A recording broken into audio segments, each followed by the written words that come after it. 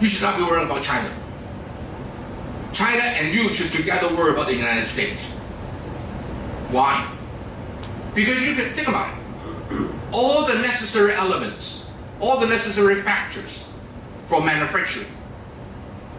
There's very few places in the world that has them all. And the United States has them all. What do you need? You need energy. America today, cheapest energy producer. You need raw material. No other continent, as much as North America probably, including rare earth metal, by the way. You need capital. America has tons of technology. America has it. Market. America has it. Right? They have everything. The only thing that they don't have is cheap labor. But then today, with 3D printing, robotics, right, material science, you negated much of the need for cheap labor. And so I predicted several years ago in Mexico that America will once again become the manufacturing center of the world. Just as when I was a kid in the 50s, whatever I buy was the good stuff were all from the United States. That's before the Japanese, goods begin to flood the market. I think my grandson will no doubt live to see a day when again America will be the manufacturing center of the world. Not in everything, at least at the high-end products. By the way, Trump says that they're losing jobs to China. Let me just give you some statistics. According to an American studies, 88% of the job loss in America is due to technology. Jobless, non-job creating technology and manufacturing.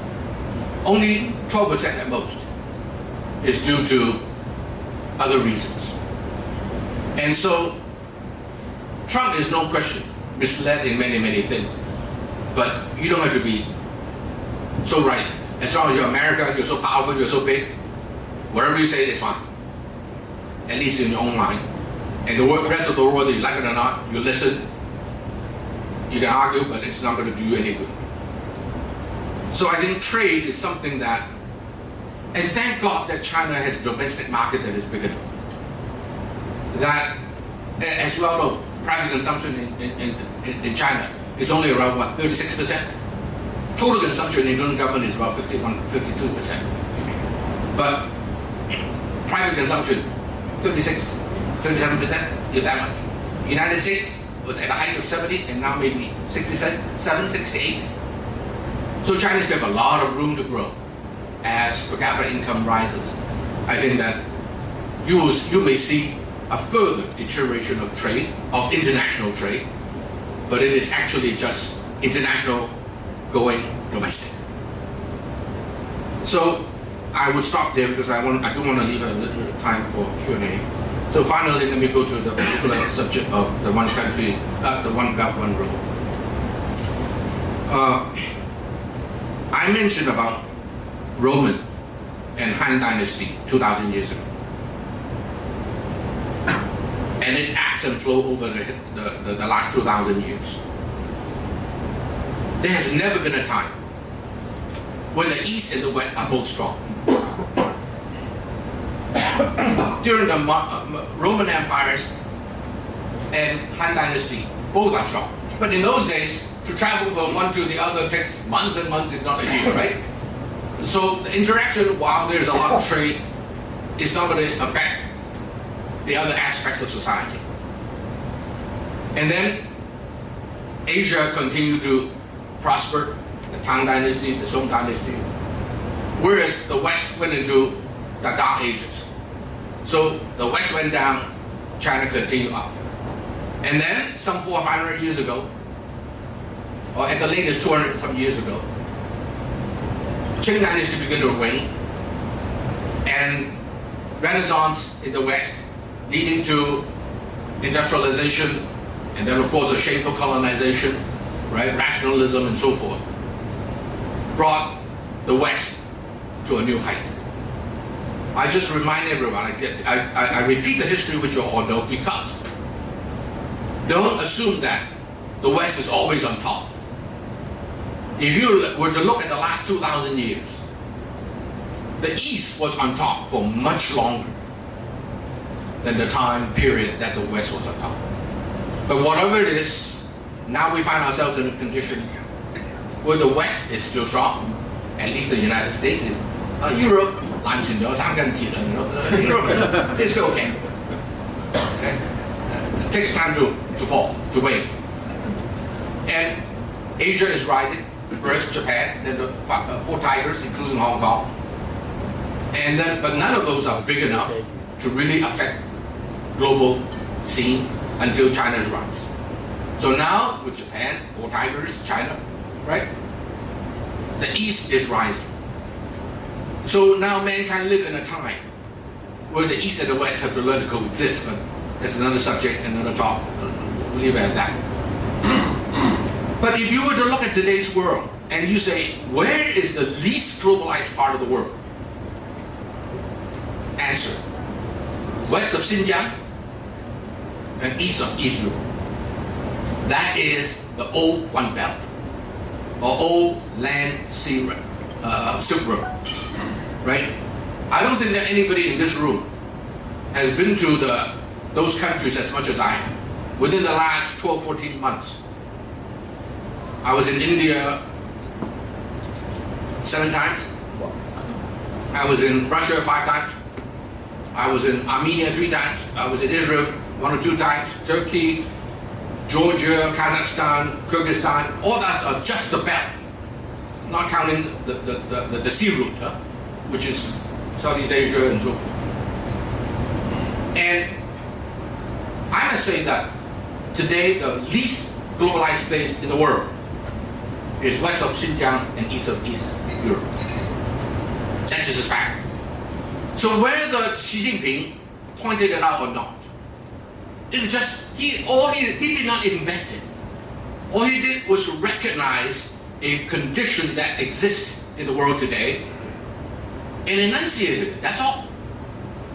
What is One Belt One Road? That is to say that the least globalized part of the world was the Old Silk Road, which somebody should be there to take advantage of. That's all. From China's perspective, I see very little downside, if any, to the One Belt One Road initiative. Very little downside. Why? Well, consider 3 areas: economy, politics, and military. Economically, China has overcapacity of factories, overproduction of many goods, and steel, cement, everything, right? Hey, you want the Central Asia countries to buy your goods? They got to get some money goes first. The way they can economically develop, so that when they buy more of your goods, is to help them with infrastructure.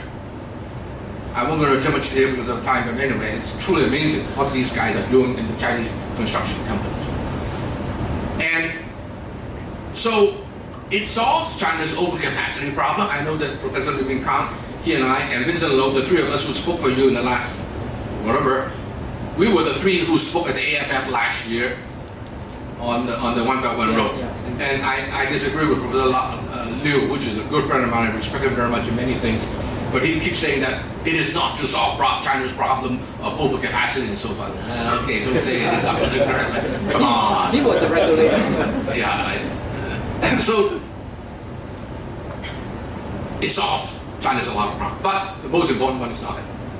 The most important one is energy. That which is most critical to China's continued development is the need for energy. And the whole link, the belt, so to speak, is full of energy. Right? Iran, Azerbaijan, right? Kazakhstan, and not just energy, but also minerals. Full of it. Caspian Sea, right? All the way through the Middle East. And so from China's perspective, the sea, by the way, the sea link is absolutely controlled by the United States. The 6 fleets, number 2 to number 7, with 14 or so aircraft carrier, is absolutely almost invincible. It is not invincible because of certain technological breakthrough, but I won't go into detail. But the sea link is controlled by the United States. But the land, controlled by nobody. If anyone, Russia has some say, because it used to be former Soviet Union. And so from China's perspective, economically, it really makes sense. And then politically, America every year in Geneva, always gives China a problem and the human rights and this and that. So you ban Ma, you were saying that, Ivan. You have to get some friends that have votes in the United Nations. And there's 60-some countries in the One Belt, One Road. 64. Right, and then you have, 55 or 56 in Africa. Why is China so close to Africa? Same reason, because of the minerals and energy as well as the votes, political, right, in the United Nations. You're big as China or United States, you have one vote each, and small as whatever, you have one vote each. So in the United Nations, it's very useful. So politically, it makes sense for China. And they need friends, right? They need peaceful borders. And then politically, Americans, the thing that Americans don't like the most is body bags. 死屍袋啊 bags for dead bodies. And when you come to army, the need for it is a lot. The Navy, they just die in the sea and sink to the bottom. But in the soldiers are on land. And America doesn't like to see it. Politically, just it's not acceptable to have body bags, too many. And China has a lot of people. And so that part, if you have a strong military, a strong navy, it's not going to help you a whole lot. By the way, I'm going to have General Jacob Petraeus, who was in charge of the Central Command in that whole part of the world on behalf of the United States. In the old days, he's coming to speak for me on February 13th. If you guys are interested, I'll give you a call. Anyway, so no matter how you look at it, the One Belt, One Road has very little downside for China. I was hosting the former Prime Minister of Pakistan, who's an old friend of mine. Many of you know him, he was with Citibank before, shocked as this. And he said, oh yeah, by the way, China just invested $39 billion. And the money is already in Pakistan to help them build railroads and whatever. Now, from China's perspective, it makes sense because the two countries fight each other, right? And that's another sea link into the Indian Ocean. Why are they building Gwadar, the port city? Why are they renting from the Pakistani, the port city of Gwadar? Because from that, you need highways, you need trains from Xinjiang all the way into Pakistan. Just go straight down the same country and you will hit Gwadar, which is outside of the Gulf of Hormuz. That is at the mouth of Persian Gulf, right? Which is oil-rich and controlled by the Fifth Fleet of the United States. So all those reasons, it makes all the sense. It makes all the sense as far as China is concerned. And I see very little downside to the One Belt, One Road initiative. So why not? I must laud Xi Jinping for thinking up this thing and to enunciate it as a strategic objective. And whether it will result in short-term economic benefit to China or not, I don't know. I suspect that it will take some time. But if you are running a country, you cannot be short-term oriented like in Western democracies or Hong Kong. Okay. So you have to take a longer-term view, as the Chinese leaders do in running their country domestically and internationally. And so I better finish by saying that under Donald Trump, will the One Belt, One Road continue? You bet. No one can stop that. It's good that Donald Trump says that we should review whether we should join AIIB, right? Asia Infrastructure Investment Bank. And he said that Obama made a mistake. Everybody knows that. And so it's good that the United States should join. Just that it's too bad that you didn't join the first round. You will forever a little bit in the second fiddle position, but that's your own doing. The one that really looks a little not so good is Japan, who was the only country that stuck with the United States should not join, and then now it will be forced to join, but it's okay. Internationally, it's no big deal, just join. right? And so I think that AIP will continue, and let's face it, China has no intention to change the Bretton Woods institutions because it is to their own benefit. But that said, it is 70-year-old. World has changed, needs are different, and in magnitude a lot more, and hence there's a need for the likes of AIIB. And I advise my American friends, I said, please join, work with China. While they still play second fiddle to you, you better get in there and be the concert master. If not, one day, you may not be the concert master. So let's hope that Donald Trump will not be foolish and will be able to do the right thing. And China, by the way, doesn't want to be the concert master. They'll be very happy if America will be the concert master, will be very happy to sit next to you and play together. As long as you don't hurt my core interest, neither will I hurt yours. Taiwan, for example, is just done. Right? By the way, let me end by saying this. A lot of people are very worried about U.S.-China relations. I said I don't worry. And that will be my last point. I'm sorry. That will be my last point. Why I do not worry? Because 20 years ago, China was 1.6 meters, like me. America was 2.3 meters, taller than Yang Ming. I think Yang Ming is 2.26 meters or something. And so 2 aircraft carriers in 1996 in the Li Denghui incident were parked outside of Taiwan Island, and there's nothing China could do. Zero that they can do. You wonder how come China is now spending so much in military? Because you parked the 2 aircraft carriers. I hosted lunch at my office about a week ago for Admiral Bill Owen, many of you know. He was a deputy chief of Joint Chief under Colin Powell. I said, you are the guy who sent those 2 aircraft carriers there. And he said, you pick on a guy like me, there's no consequences. You pick on a guy who is growing fast, like China, who may one day become 2.2 meters. There are consequences, and you have made that strategic mistake. 10 years ago, China was perhaps 1.85 meters. The United States is still 2.3 meters. Now, a 2.3 meters can slap around a 1.6 meters, no problem. One slap is out. With a 1.85 meters, you have to punch him a little. No big deal. Punch him a couple of times, he's gone. But now China is 2.1 meters. The United States is 2.3 meters. Now, would a 2.3 meters pick on a 2.1 meters? You may, out of stupidity, because there will be consequences. What if China were to say, no more buying of Boeing, we'll go buy Airbus?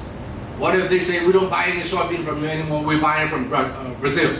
What if they say, we don't buy no more cotton from you, we'll go to Pakistan and grow our own, whatever? There are consequences. So I think the first year is going to be tough because Donald Trump is liable to trip himself up in many ways. And he's going to mouth off things that are rather ignorant. But it won't hurt America, by the way, as I said. But the process will be very painful for the other countries. And China, I think, has been very cool-headed about it. And let's hope that China will continue to keep a cool head.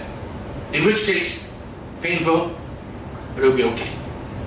I think after a year or two, Donald Trump will learn. And when he learns, he realizes there's something that you don't want to poke your finger into somebody's eyes, because he can poke his in yours as well. And so that would be a great way to keep relative peace. But I said, Donald Trump can become a great president of the United States if he does one thing successfully, and he will be considered as a great president. That is, rebuild the infrastructure of the United States. He may succeed, and they say, hey, we don't have money. I say, oh, come on, money is awash in the world. If you're really short of it, call up Beijing. China will bring along. They will build it for you, and they'll pay for it. However, Donald Trump has a way to perhaps 1,000 ways to trip himself up. such that even if he succeeds in doing anything good, there's still the risk that he may cause himself and the world a lot of trouble. Too early to tell. Tomorrow will be the inauguration. None of us will know what he will do or say, let alone what he will do or say afterwards. So we just have to watch. There's no expert in this thing. I'm just a foolish fellow who is willing to share his mind, and it's all Ivan's fault, and that's why I'm here. But anyway, thank you. Thank you. Thank you very much, Ron. It's always